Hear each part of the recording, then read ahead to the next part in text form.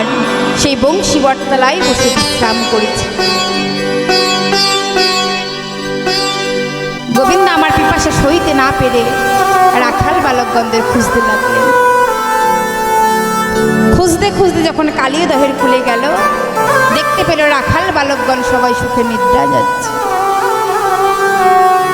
দূর হতে গোবিন্দ আমার অভিমান করে বলছে, বা বাবা, তোমরা আমার কথা ভুলে গিয়ে ওই আপন আপন পিপাসা দূর করে সুখের নিদ্রা যাচ্ছ। তোমাদের সাথে আর কথা বলবো না। তোমরা আমাকে কথা দিয়ে এসেছিলে যে আপন আপন পিপাসা দূর করবে আর সবাই মিলে এক অঞ্জলি পূরণ করে জল নিয়ে আসবে। আর এখন আপন আপন পিপাসা দূর করে সুখে নিদ্রা যাচ্ছ। তোমাদের সাথে আর কথা বলবো না, তোমাদের সাথে আর খেলা খেলবো না। এমন সময় সুবলের একটি কনিষ্ঠ আঙুল নড়ে উঠল। ভগবান মনে মনে ভাবছে, সুবল হয়তো আমাকে ডাকছে। কাছে এসে দেখে অঙ্গবরণ নীল বরণ হয়ে গেছে। এ কি, আমার রাখাল বালকগণের অঙ্গবরণ নীল বরণ হয়েছে? শুনেছি বিষ জল পান করলে এমন অবস্থা হয়।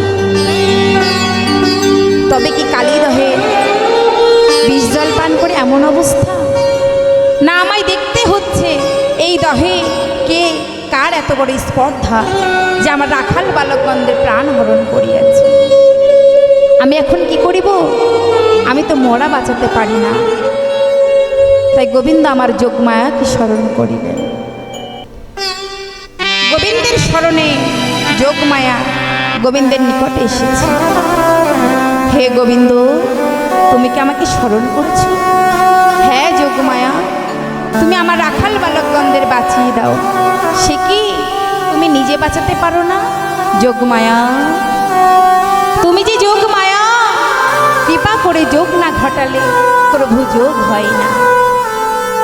তাই অকৈতব্য কৃষ্ণ প্রেম যেন জম্বু নদ হেম। এই প্রেম নীলোকে না হয়, যদি হয় তার যোগ, কবু না হয় বিয়োগ, আর বিয়োগ হলে কবু না জিওই। তাই অকৈতব্য কৃষ্ণ প্রেম সাধারণ জীবের পক্ষে কবু সম্ভব নহে। যদি কোনো সাধুগুরু বৈষ্ণবের কৃপায় সেই প্রেমের উদ্দীপনা জাগে, তবেই সে ধন্য, আর বিয়োগ হলে সে আর বাঁচে না। তাই তোমার কৃপা না হলে হবে না যোগমায়া। জানো যোগমায়া, কৃষ্ণ কৃপা এই জগৎময়, আর গুরু কৃপা কোনো কোনো ভাগ্যবানের হয়। কৃষ্ণ কৃপা এই জগৎ ভরে। কৃষ্ণ আমাকে কৃপা করেছে, আপনাদেরকেও কৃপা করেছে। কৃষ্ণ এই কীট পতঙ্গ পশু পাখি বৃক্ষাদি তরুলতা সকলকে সমানভাবে কৃপা করেছে। তবে হয়তো আপনারা বলবেন, কৃষ্ণ যদি আমাদের কৃপা করে থাকে তাহলে আমরা বুঝতে পারছি না কেন? বিচার করে দেখুন মনে মনে, পরমাত্মা রূপে শ্রী গোবিন্দ আমাদের এই দেহের মধ্যে আছে। যতক্ষণ আমাদের যত সব অহংকার, আর পরমাত্মা রূপে শ্রী গোবিন্দ যখন চলে যাবে, তখন আমাদের এই নশ্বর দেহটা নামায় দেবে সেই স্বাদের দোতলা থেকে তুলসী তলায়। তাই শাস্ত্রে বললেন, কৃষ্ণ কৃপা জগৎময়, আর গুরু কৃপা কোনো কোনো ভাগ্যবানের হয়। তা কোনো কোনো ভাগ্যবান বললেন কেন মা? এই জগতে লক্ষ্য করে দেখবেন, এই জগতে বহু প্রকারের ভাগ্যবান আছে।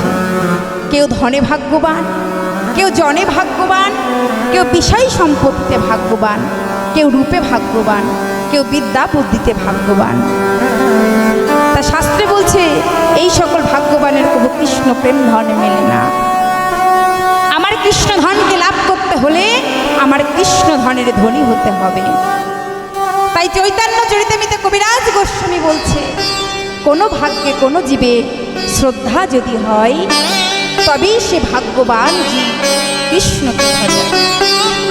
সাধু সঙ্গ হইতে হয় শ্রবণ কীর্তন, আর সাধন ভক্তের হয় সর্ব অনার্থ নিবৃত্তন।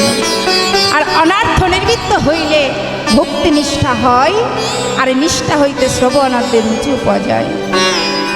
আর রুচি হইতে হয় আসক্তি প্রচুর, আর আসক্তি হইতে হয় চিত্তে জন্মে রুতির অঙ্কুর। আর সেই রতি গাঢ় হইলে ধরে প্রেম নাম, সেই প্রেমা প্রয়োজনে সর্বনন্দ নাম। নিতাই গৌর হরিবোল হরিবোল।